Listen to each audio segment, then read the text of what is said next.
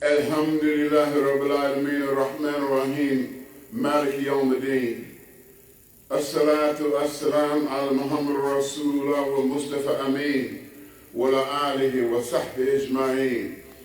Ashhadu an la ilaha illallah wahdahu la sharika lah. Ashhadu anna Muhammadan abduhu wa rasuluh. Surely the prayers and the peace, the prayers and the peace be upon Prophet Muhammad sallallahu alaihi wasallam. We thank Almighty Allah, we praise Him. We seek His forgiveness, His mercy, His protection, and all of the rizq comes from Almighty Allah, who is razaqnahum. I bear witness that nothing or no one in this entire universe deserves to be worshipped except Him. And I also bear witness, as we previously stated, that Muhammad ibn Abdullah sallallaahu alaihi is His last and final messenger. My beloved brothers and my beloved sisters within the sound of my voice, with the help of Allah, we're going to approach a topic today that should make all of us tremble with not only fear, but actually with anticipation. It is clearly noted throughout the Quran in several places that there's going to be a terrible and dreadful day. And when that terrible and dreadful day comes, people are going to be confused. There's going to be a lot of turmoil. You think there's turmoil in the world today, which there is. Right now, there's over 100 wars being fought. There are millions of people being oppressed, people being slaughtered and murdered, massacred. There is injustice and unfairness. There is starvation, there's hunger, there's homelessness, there's all kinds of problems. But however, as terrible as those problems are today that we witness, there is going to be a more terrible day that everybody is going to be confused about. Even those of us who think that we are close to our nearest loved ones, our relatives and so forth, there's going to come a time where the day is going to be so terrible, there's going to be so much confusion that we're not going to care about anybody, not even our own children. But there is some relief. The mercy of Allah is ever evident. On this terrible day, there's going to be commotion, earthquakes, incredible heat, discomfort of people, but the most discomfort is going to be for the people who realize they've come up short. And I would argue that that's not only the people who are obviously sinners, but those people who really are trying to be obedient to Allah. Those of us who fall in that category or believe that we're in that category or be afraid, and we're going to tremble because we're still going to believe that we may have come up short. And so on that day when there's going to be so much intense heat, we're taught in our religion that there's going to be no shade anywhere from this terrible heat. And we have to remember there's only one place where there's going to be shade, and that's what we're going to talk about, inshallah. But we have to remember that everything is created by Allah. Everything, whether it's tangible, intangible, whether it's animate, inanimate, whether it's visible, invisible, everything is created by Allah. And everything that is created by Allah must obey Allah. Now the shadows, even like we might even say it's impossible. But when we cast a shadow, we think that we can control that shadow by our movement. That's still only by the permission of Allah. Because Allah owns the shadow. Allah even tells us in the Quran that He can make the shadow stand still. So everything must obey Allah, subhanAllah. And so the shadows is usually where we'll find some shade. Now, on that dreadful day when there's going to be so much turmoil, there's going to be so much heat, that There'll be nowhere to hide. There's nowhere you can hide. Like on a physical heat, like when it's summertime here in Texas, you can hide under a tree. You know, you can put a big sun hat on. You can get in your car and turn on the air conditioner. You can run inside of the house. You can hide from that shade. You know, that's this life. We have to remember, brothers and sisters, that this life is different from the afterlife. It's not the same. Believe me, it's a totally different party. Trust this. So, when we talk about shade now, it's easy. Well, it's kind of cool today. Just a few weeks ago, everybody was complaining because it was 100 degrees, 105 degrees, 110 degrees, but we could duck it, right? We can find some relief from that shade. But on the day of judgment, the shade is owned by Allah. And so there's going to be nowhere to hide. You can duck under a tree, you can put on a big hat, whatever you want, but there's nowhere to hide from the shade because it's a different type of shade that day. It's a different type of shade. There's nowhere you can run. So, but the beauty is, and the mercy is from Allah, is that He's going to provide some shade. Now, wouldn't we like to know? If you believe what I'm saying now, wouldn't we like to know where that shade is going to be? How can I get that shade? If you love Allah, if you fear Allah, if you're trying to be a good person, a righteous Muslim, if you're trying to do everything right, and you know that there's a day coming, because we believe the Quran, right? If we know that there's a day coming when the shade that we seek in this life is not going to be available, that the only shade is going to be the shade provided by Allah, we need to find out, how can I get that shade?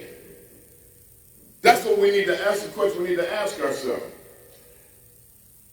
So we're taught that Allah is going to provide some shade now. Now your question, a legitimate question you want to ask me? Well, Brother Qasim, how can I get some of that shade? If the shade is only going to be provided by Allah, how can I get that? Because but believe me, if it was shade that anybody could get, we can have it now. Why would Allah teach the Prophet sallallaahu alaihi that on that day, that terrible day, the only shade that's going to be available is shade provided by Allah? Why would He tell us that? What would be the point of Him even telling us that and telling the Prophet, peace be upon him, that if anybody could get the shade? Right? Yeah. It's almost like in your house, some of us have more than one child. Say, well, when report card time comes, the only one's going to get the reward is the one that got a good report card. Ain't what we tell our kids sometimes? So here's what the children should be asking themselves. If they're half as smart as we think they are, and say, what can I do? What kind of report card can I bring home so I can get that reward that mama or daddy got from me? What do I got to do? That's what they're going to be thinking. Now, I wasn't that smart. I wasn't thinking like that. I always battle on bad report cards, but that's another story. But we should be asking ourselves, on that day, when there's going to be no shade except the shade that Allah provides, then what do I have to do to get that shade? Unless we just crazy, unless we just totally sinful, unless we just lost our mind like certain politicians is running for president, whose names are not worthy to be mentioned in this setting, unless you just totally, wacko, then you really want to know. I want to know. Look, I'm doing my 5 prayers. I'm fasting during Ramadan. I'm watching my language. I dress properly in public. And I'm careful what I look at. What else do I need to do to get that shade? Okay? So the Prophet sallallahu alaihi wasallam teaches us that the mercy of Allah is that He's going to provide that shade. And there's certain categories that's attainable for those who desire it. And there's 7 categories. There's 7 types of people. Now, if your memory is perfect, You don't have to take notes, but our technician is recording this anyway. So no, but that's okay. You can get, if we have your WhatsApp telephone number, then you're going to get the video, you know, okay? Right. You can record it if you like. We don't have rules about recording in this masjid. You can record it if you like. It's okay. You know, as long as you don't edit it and take out the, you know, something crazy that I said and take it to the FBI. All right.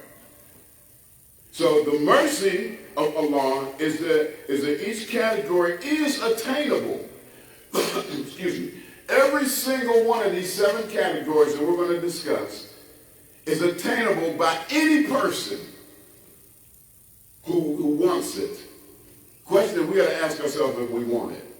We ask ourselves if we want it. It's like something, it was said, Prophet Muhammad sallallaahu alaihi said, very authentic hadith. He said, some of my ummah don't want paradise.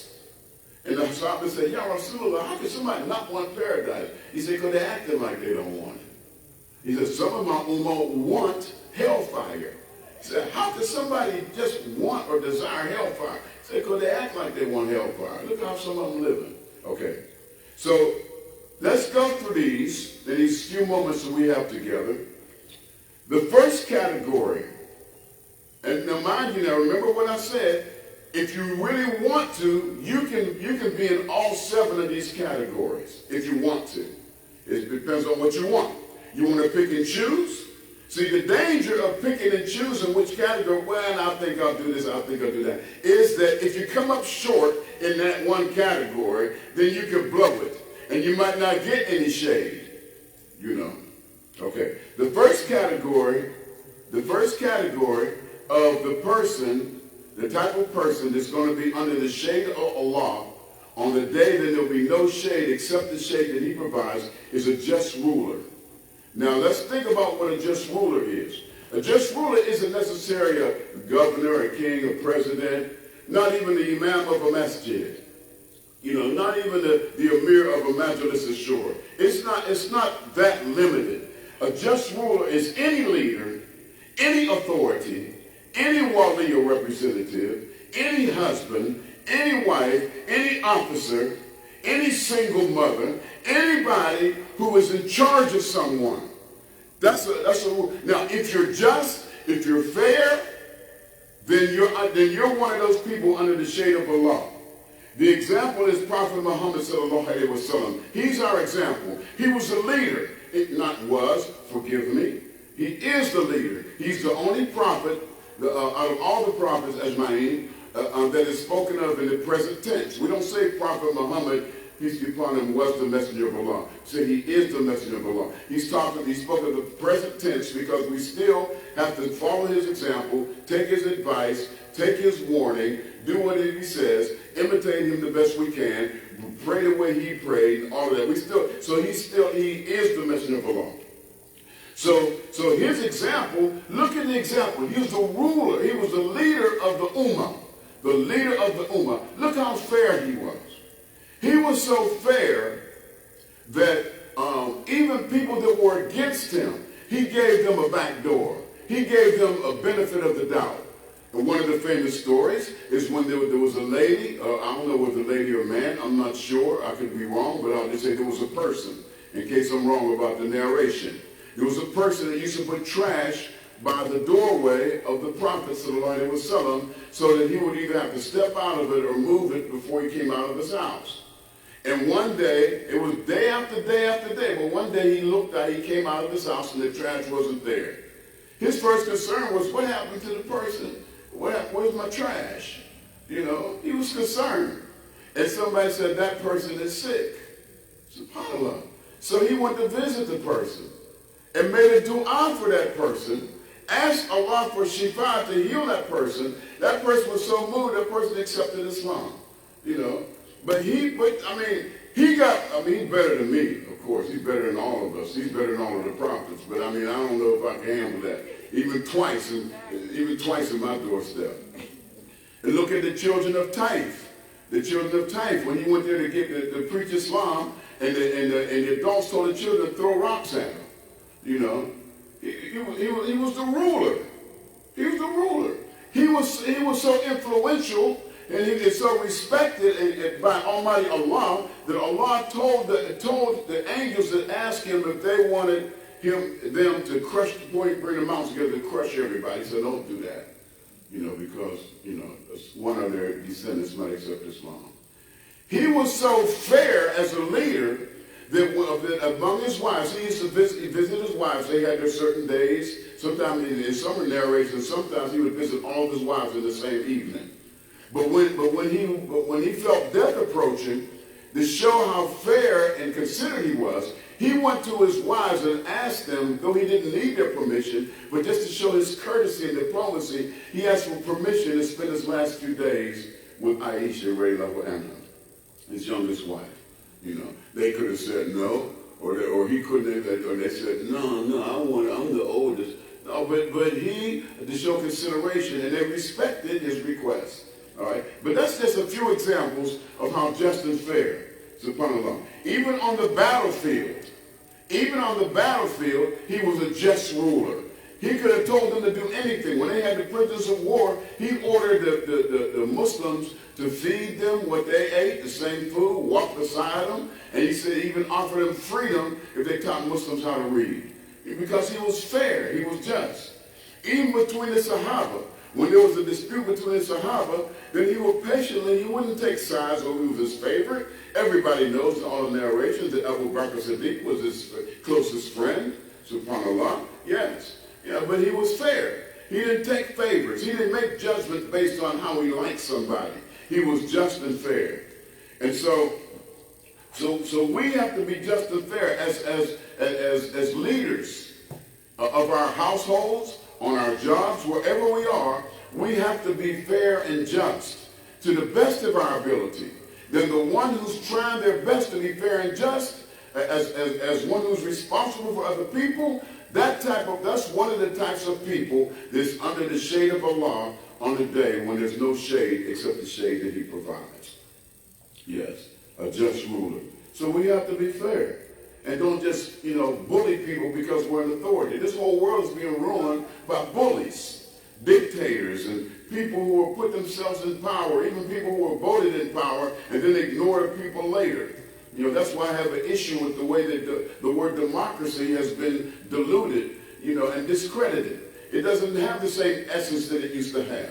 So I don't even like to call it democracy anymore because they messed it up. People vote somebody in office, then they become a ruler or they become the leader, and then they ignore the people that put them in office.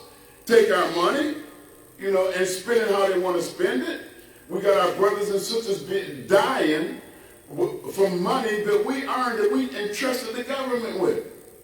It's an amana. People come to this masjid, they donate $100 to the masjid, and they tell me how I'm supposed to spend it. They have a right to. Just put this on the light bill. Just put this on construction. Let's put this on supplies. Just put this on this zakat fund. They have a right to tell me where to put it. We lose our right. In the so-called democratic process, the rulers aren't being fair. They're not being just. We give them our money, say, okay, this is for the best interest of the people. Right? That's why we pay taxes. But they don't do what's in the best interest of the people. They violate that amendment. They violate that trust. And use the money to kill our brothers and sisters or to pay someone else to kill them. That's crazy. That's what's going on in Palestine right now and some other countries. Okay, enough of that. So we got that. That's the first category of the type of person who's going to receive the shade of Allah on the day there's no shade except the shade. Okay, so we got the just ruler. Number 2, a youth who grows up in the worship of Allah. Now, be careful now. When we say youth, it's not just talking about babies. It's about young people. And then in many societies, and I believe it's even in some Islamic society, that you're young if you're under 40. Yeah, you're under 40. You're just little. But anyway, a youth who grows up in the worship of Allah. But the parents, remember now, the parents are responsible before puberty. Any good deeds that child does, there's the influence of the parents. Before that child reaches puberty, the parents get the reward. Any bad deeds that that child does before that child reaches puberty, the punishment it goes in the book of deeds for the parent or the person responsible for that child. Now, even though that we reap a benefit, we as parents, if we teach the children well into their puberty, into their post-puberty life, into adolescence, the young adulthood, even though all the good things we do, we get a reward for what good they do, because you get a reward for good anybody does. If you teach them and influence them and tell them about something good and they do it. Good example, how many times have you been around some other Muslims and maybe at a gathering, and you remind them, oh, you know, it's Salat time. It's time for Salat, right? And everybody says, oh, yeah, we have so much time, we almost forgot. Well, everybody that prays, you reap the reward for part of their Salat because you reminded them to do something good. If you encourage somebody to donate, encourage somebody to clean something, encourage somebody to help somebody, whatever good they do, you reap the reward anyway. However, with the children, it's a little bit different because when you're responsible for children, well, if they have not reached puberty, then you reap the reward for their good and you reap the consequence for their bad, right? Now it says, the hadith says, the youth who grows up in worship of Allah will be under the shade. That means that from the time that they reach the age of understanding, if they continue to worship Allah, they continue to make their salah, if they continue to guard their chastity and lower their gaze and watch their language and read the Quran and fast when they're able to fast and so on, and all the goody things that Muslims are supposed to do, if they continue to worship Allah, pray and do sunnah prayers and nawafils and all of that, then that youth that grows up with that disposition, with that attitude, will be under the shade of Allah on a day when there'll be no shade except the shade that Allah provides. Isn't that fair? That's beautiful, isn't it? Yes. So our duty, the parents are compelled to teach and train the children and not teach them shirk by default.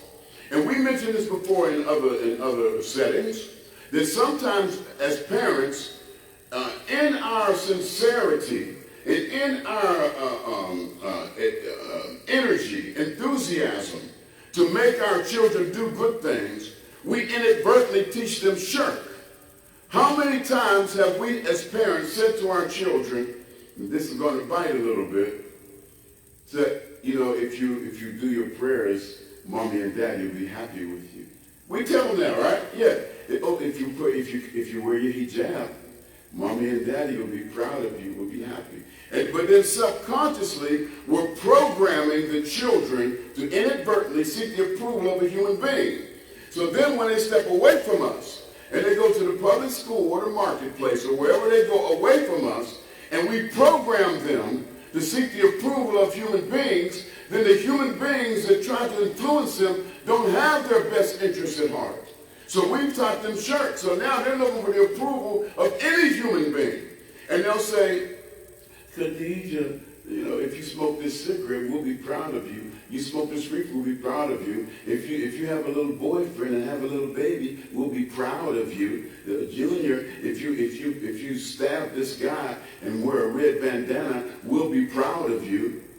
Abdul.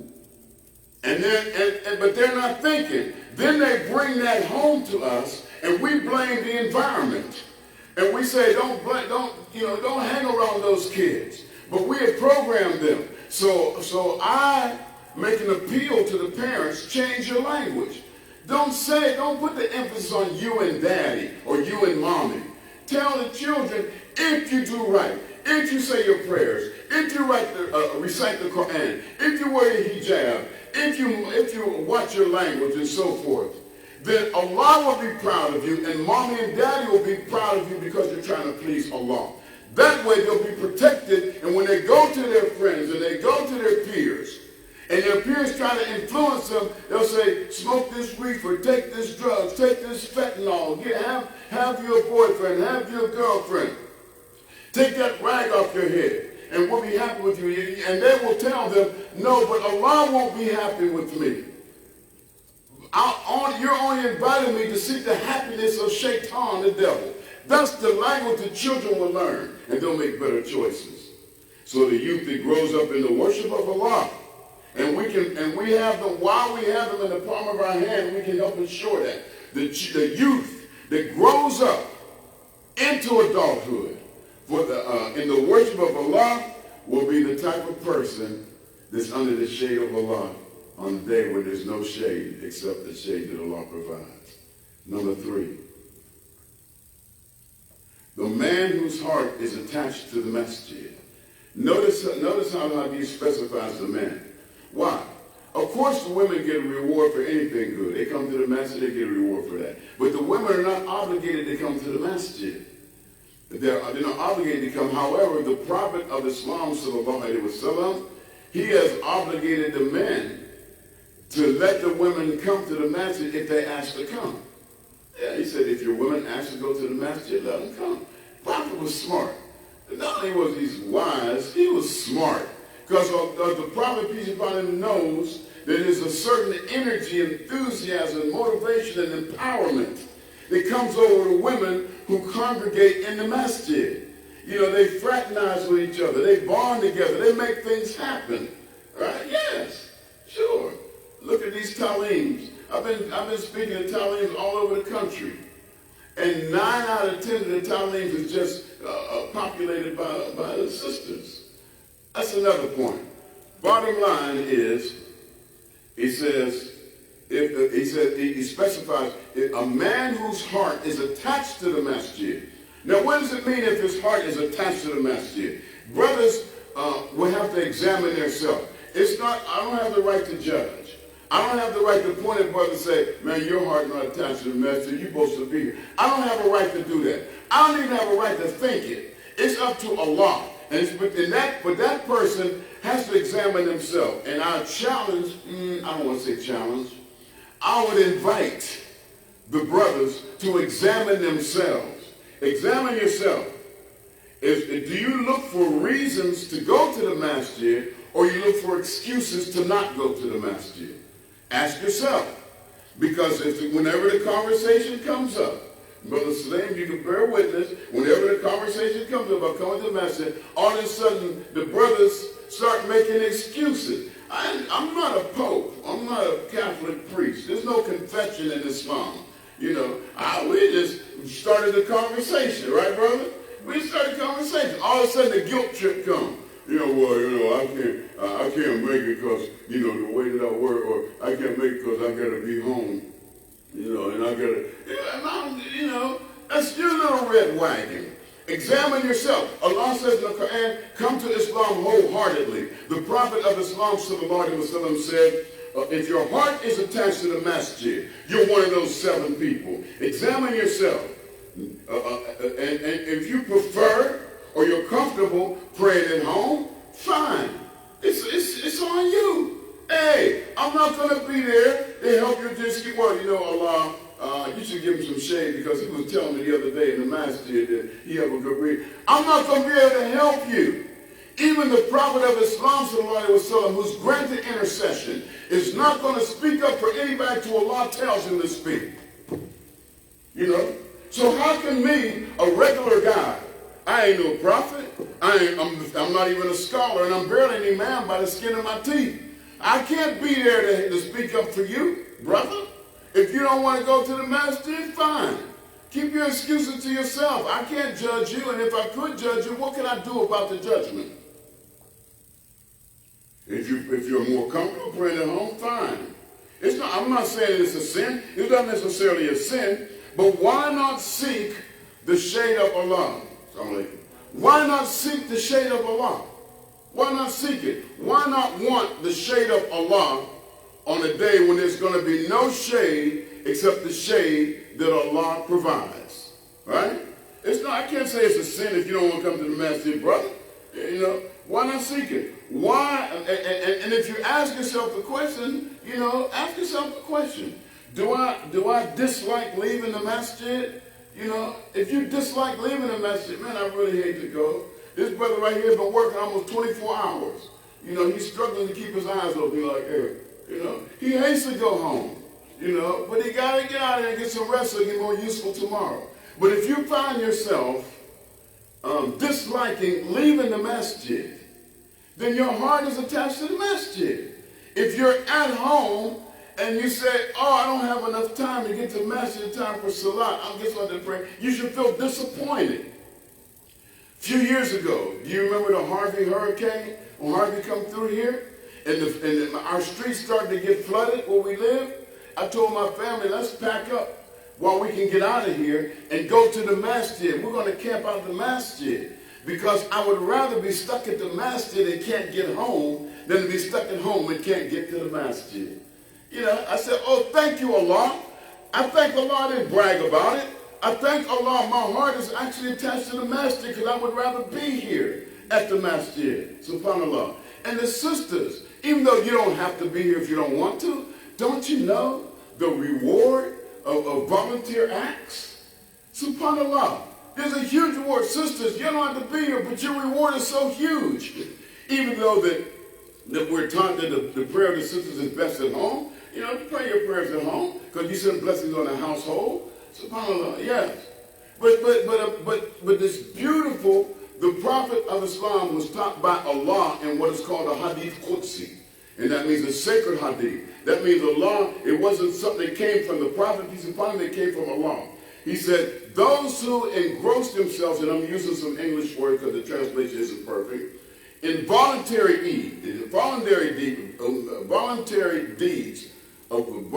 good deeds, then for those people, this voluntary, now listen, this is going to make you smile. Voluntary is when you sister come to the masjid, you don't have to be here. That's one of the voluntary deeds. And there's many more. He said that Allah will become the feet with which you walk, the hand with which you strike, the voice with which you talk. SubhanAllah. Yes. That means Allah got you completely because you're doing stuff you don't have to do. Because now if you're now sister, you don't have to be there. But the brothers, SubhanAllah, the Prophet of Islam teaches the brother, he said, at least begin and end your day at the masjid. But some brothers still make excuses. But that's okay. I don't have a right to judge. I have mixed feelings when I come to the masjid and I have to pray by myself. It's mixed feelings. You know what the mixed feelings are? First of all, I feel disappointed because I got to pray alone. Then I feel happy because at least I came and the masjid gets its rights. SubhanAllah.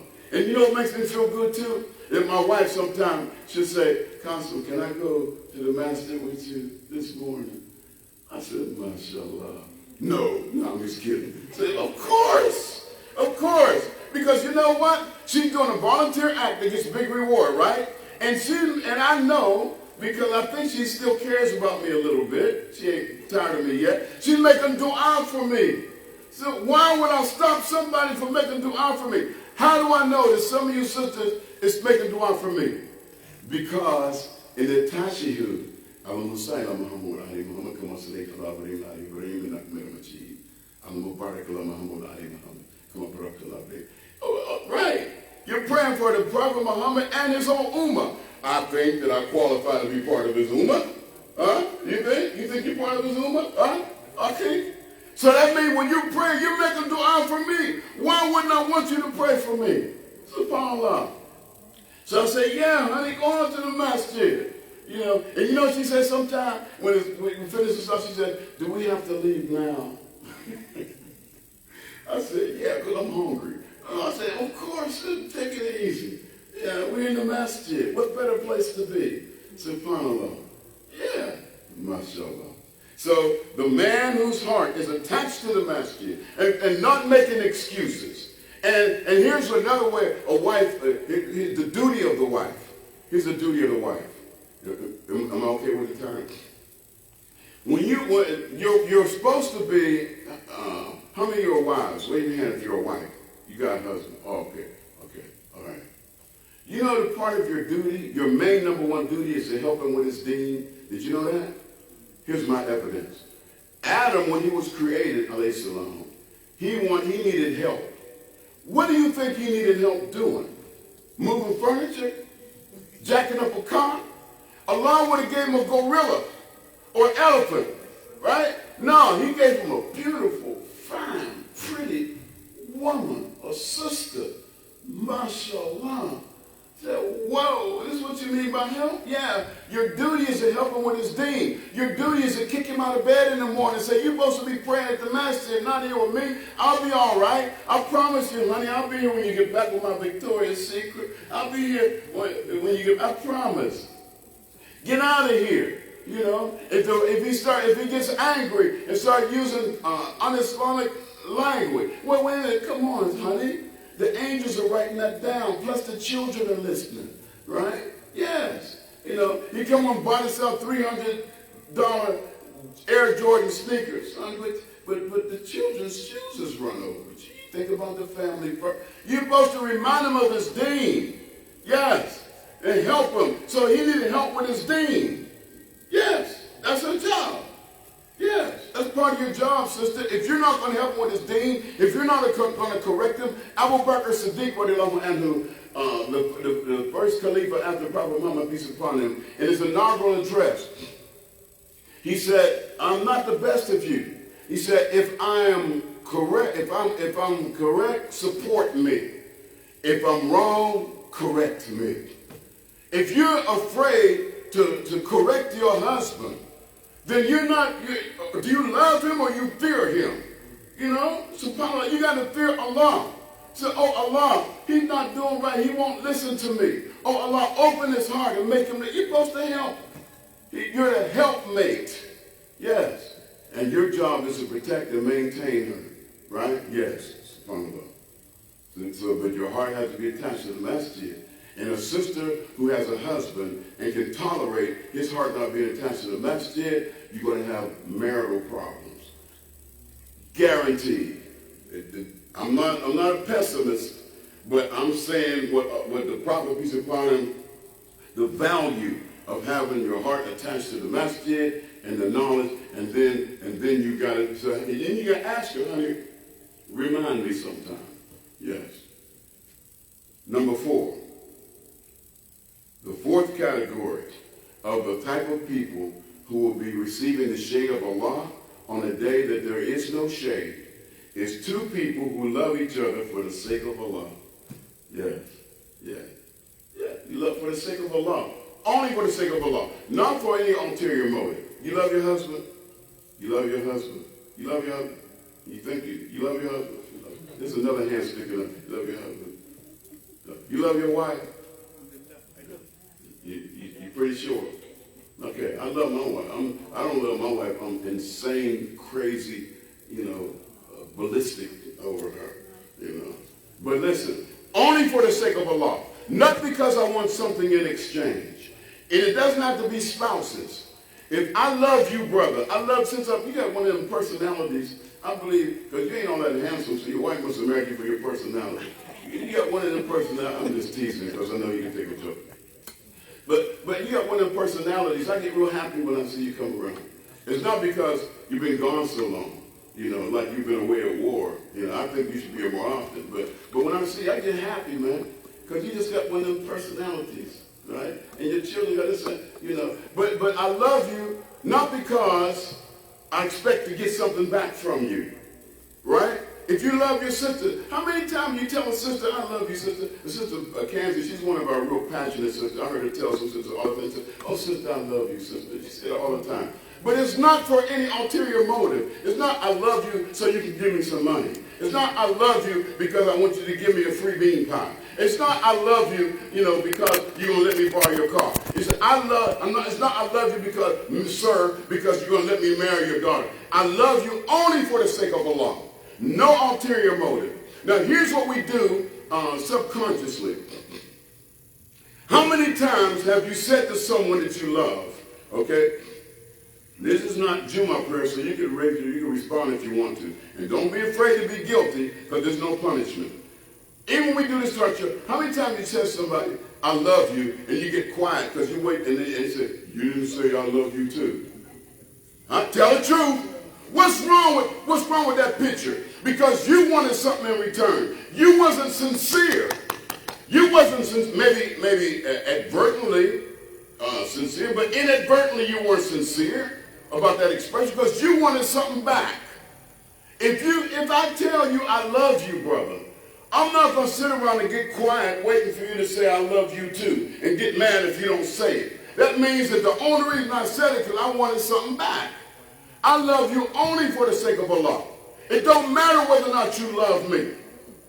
You can't beat me in no love contest anyway because I love y'all Muslims. I love y'all more than you can imagine. Really. You can't outlove me.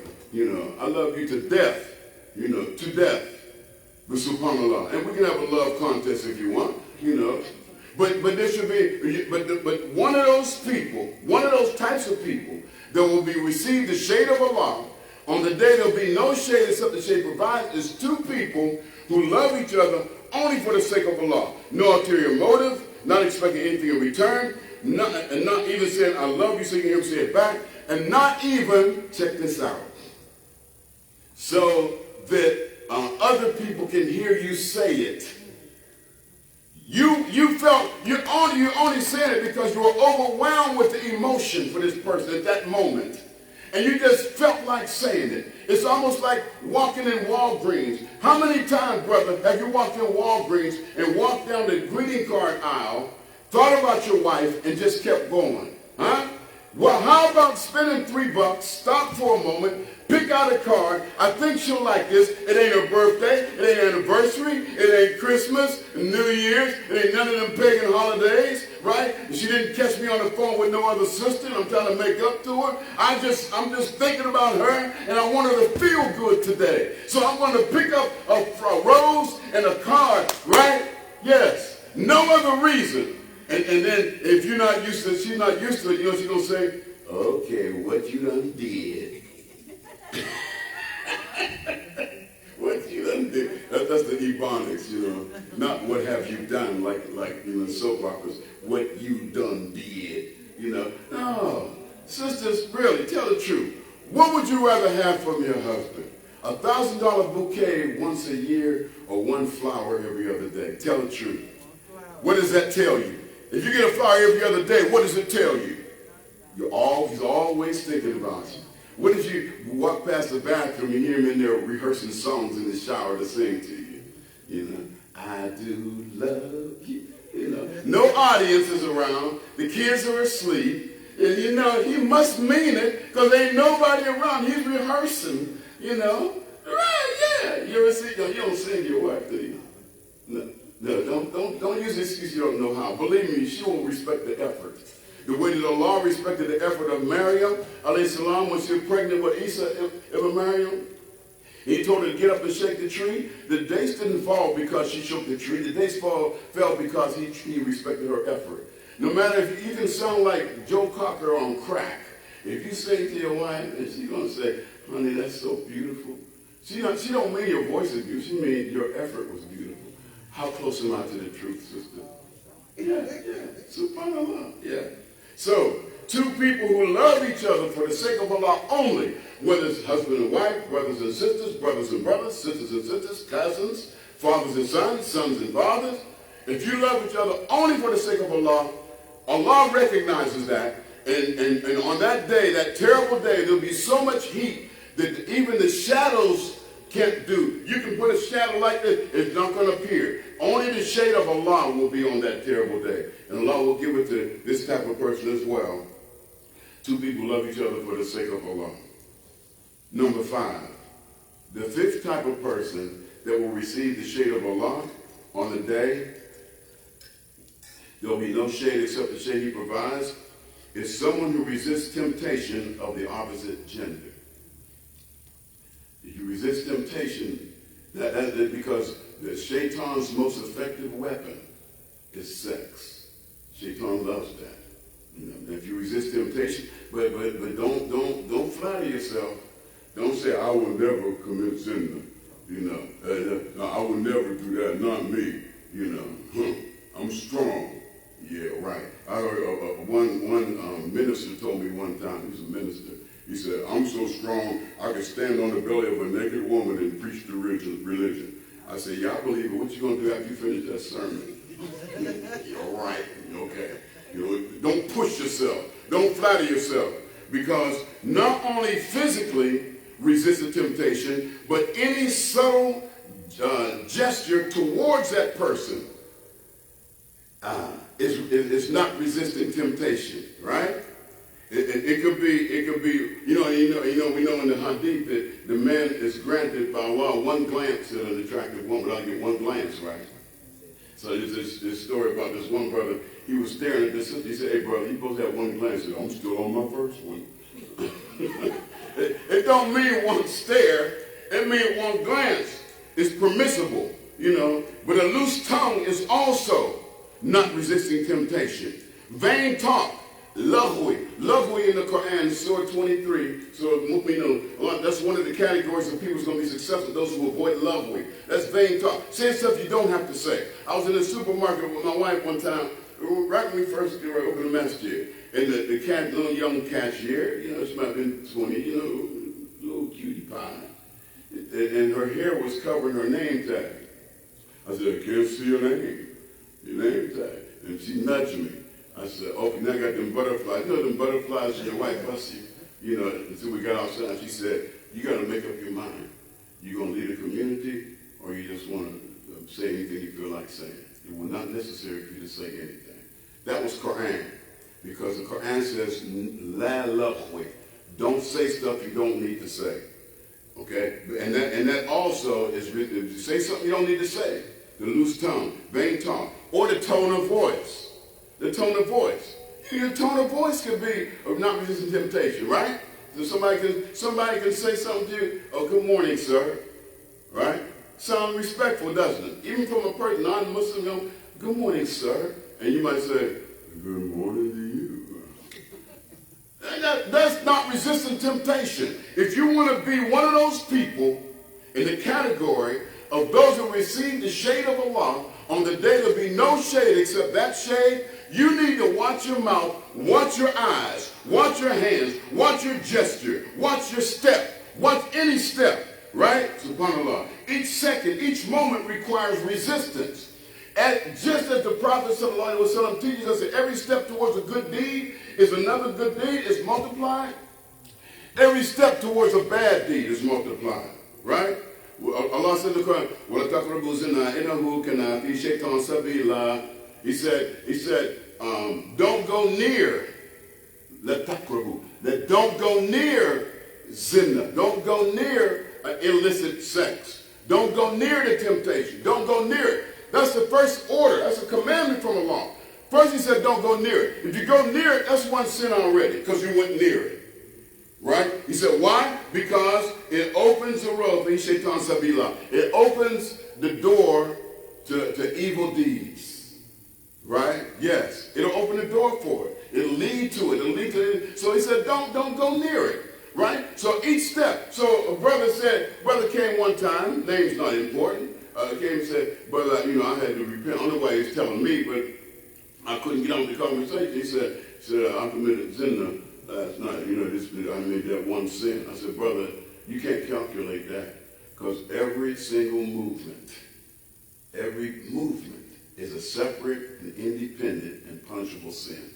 Calculate that." Really? Is Allah that cruel? That's not being cruel. That's the way Allah works. Because every single movement towards something good is a separate and independent and rewardable deed.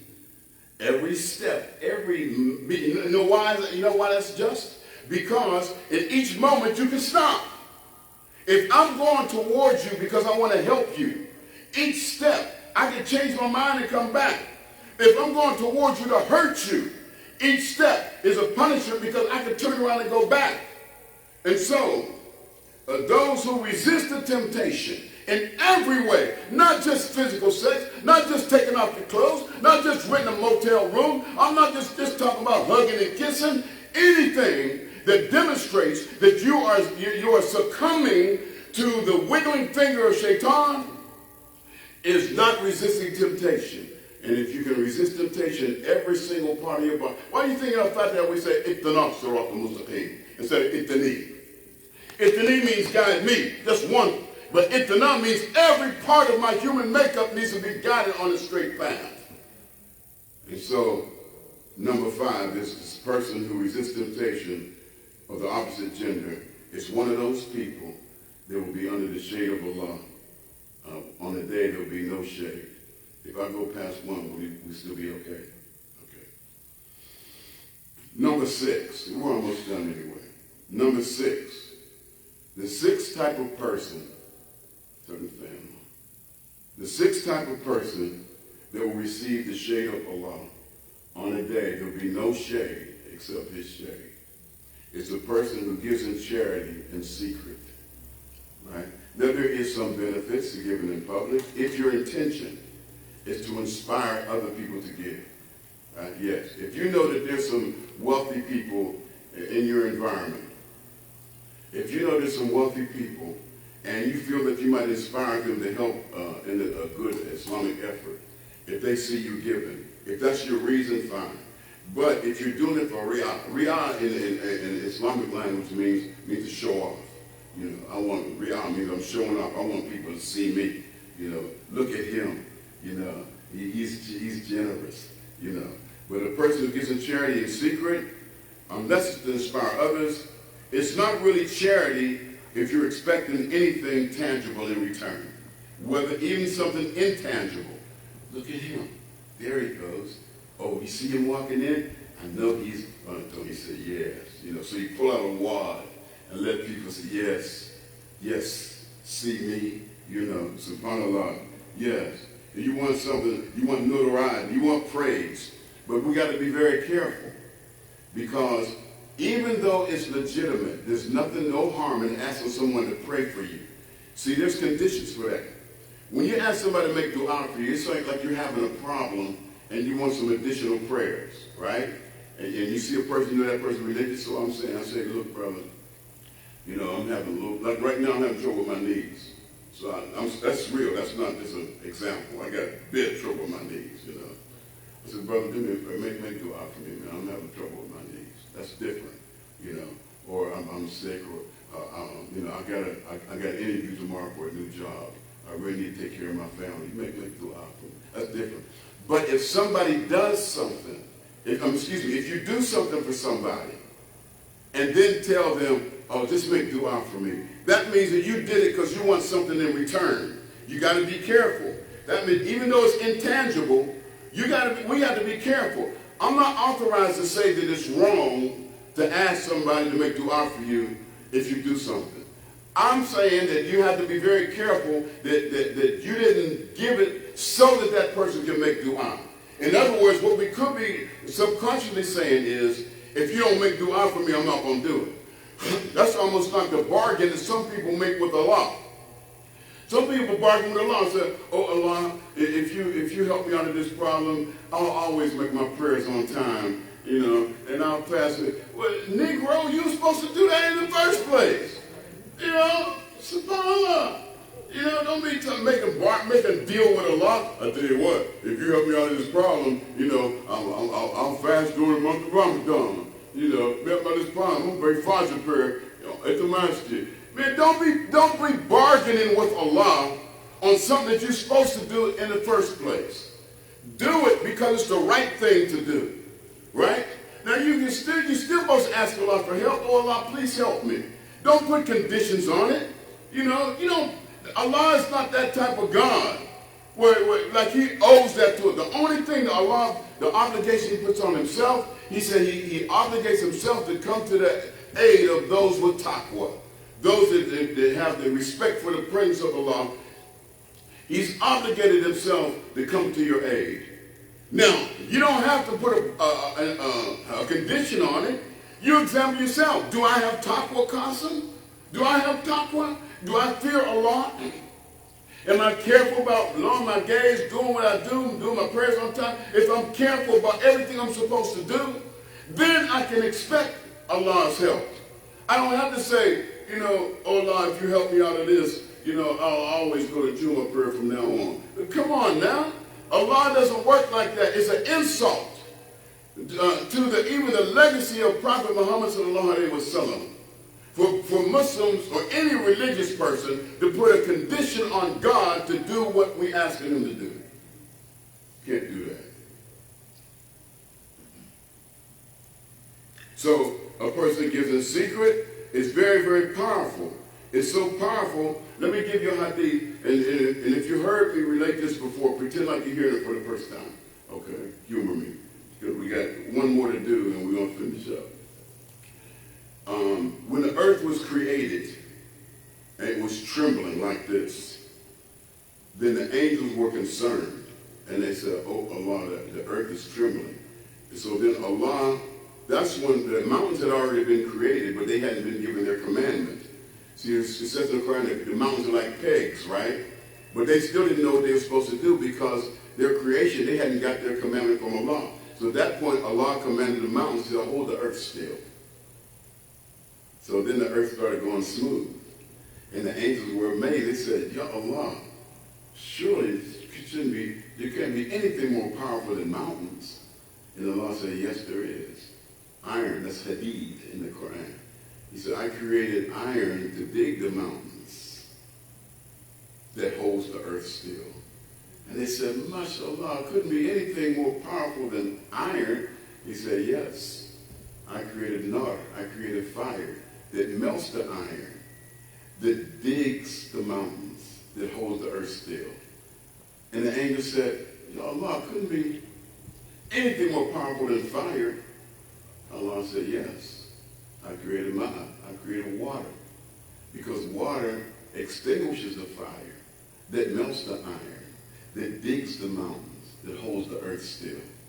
SubhanAllah. The angel said, "MashaAllah, it couldn't be anything more powerful than water." He said, "Yes, there is. I created wind to carry the water to the fire, that melts the iron, that digs the mountains, that holds the earth still." They said, "Really? I mean, seriously, now, this is the end of it. It couldn't be anything more powerful. The wind." Allah said, "Yes, there is. Secret charity. Secret charity is the most powerful force in creation." Remember how I said that now. It's not the most powerful force in the universe, because Allah is the most powerful force in the universe. But in creation, the most powerful force is secret charity. Whatever you give, then it is not necessary for somebody else to know. If you keep it to yourself, then your reward is so big that only Allah can measure it. SubhanAllah.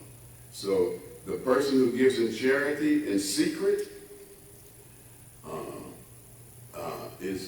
is under the shade of Allah on a day when there be no shade except the shade that Allah gives. The last one, number 7. We're right at 1 o'clock, but we're going to go over a few minutes. Number 7. The 7th type of person that will receive the shade of Allah on a day there'll be no shade except the shade that He provides is a person who cries to Allah in private. Think about it. Actually, if you've been a Muslim for a while, and you've been praying for a while, and you've never experienced crying to Allah, then you should ask Allah to give you refuge from the eye that cannot cry. Because it's a beautiful virtue for the person that cries, not so much in public. The hadith says the person who cries to Allah in private is one of those type of people that will be under the shade of Allah. Not to force yourself to cry either. Don't say, "I've got to make myself cry. I've got to think about a sad movie, you know. I've got to think about a funeral that I went to for my cousin, you know." No, not force yourself to cry. Or not to squeeze, or not in an effort to squeeze emotion out of other people. I want to make myself cry because I want to make everybody else cry. That's not good enough a reason. That's not a legitimate reason to give you a good space, a good spot in that category. How much you cried, or so you can tell people how much you cried. "I had a good prayer last night, boy. I cried all night long." So they can say, "Really?" You know, no, that's not what this is talking about. You know, it's not. Also, brothers and my sisters, it's not just crying in your prayer. Anytime that you're alone and you're contemplating on Allah, you're thinking about His magnitude, you think about His mercy, you think about how He blessed you to survive your insubordination, disobedience, and sin, to allow you to make tawbah, to exist. The times that you came close to death and didn't die. The times you got sick on your sick bed. The times that you missed an automobile accident by 2 or 3 minutes. And you think about Allah and His mercy and His goodness and all the things He's done for you. And just thinking about Him, if that brings you to tears in your private quarters, when nobody knows except Allah that you're crying, then you're one of those people. If you're crying because you're embarrassed, because you came up short. I haven't been doing my prayers. I've been rushing. I've been skipping sunnah prayers. I didn't think that was important. You know, I was looking for it. I got little sniffles and ate during Ramadan. I said at a coca, you're not supposed to fast. And I said, Hachoo. Oh, I got to break my fast. You know. Uh-oh. You know, it's against the sunnah to fast. Give me some crackers. You know. No, really. Embarrassed before Allah because we came up short. Embarrassed because we didn't treat our wives and our children with respect and be patient with them. Embarrassed because I thought that my bed was more important than the salah. Embarrassed because my ego got in the way. You know, and I thought that my point was more important than my relationship with my wife or my husband or my brother. I'm embarrassed in front of Allah. And I think about that, the embarrassment, and I want to cry. SubhanAllah. I cry because I love Him so much. You can cry, just think about how much you love somebody, brother. You should try and sing it. I know you can't sing. Listen, I was singing a love song to my wife one time. I was away in business, and I was driving. I started singing there in the car, and I started crying. I said, man, Lord, I need to go back home. You know, when you crying because you think about how much you love Allah, and you just think how much you love Allah. I love you so much, SubhanAllah, you give me so much mercy. You always give me more than I ask for, and the tears come to your eye, and you know when you're getting ready to have one of those good cries, because first you feel it right here. You say to yourself, oh, this is going to be a good one. This is going to be a good one, because I feel it coming. SubhanAllah, yes. Anticipating standing before Allah. Anticipating it's going to happen. We all going to die. I hate to break the news to you. I'm sorry to break the news to you, Brother Salim. I know you're young, but you're going to die one day. And you stand in front of Allah, and you're not going to be able to tell no lies, because He's not going to ask our throat or our brain. He's going to ask our heart, just like those two angels that come to the grave. They're not asking who is your Lord, so you know Allah. You're not asking your mouth, asking your heart, because if you live correctly and you die correctly, your heart will answer the questions for you. When you're feeling the adhan, that's why it's the sunnah to have somebody with a beautiful voice. Sometimes we have to take what we got, you know, but their heart is good. Believe me, I really do believe, I didn't read it anywhere, so don't get me on Facebook saying I'm making up stuff.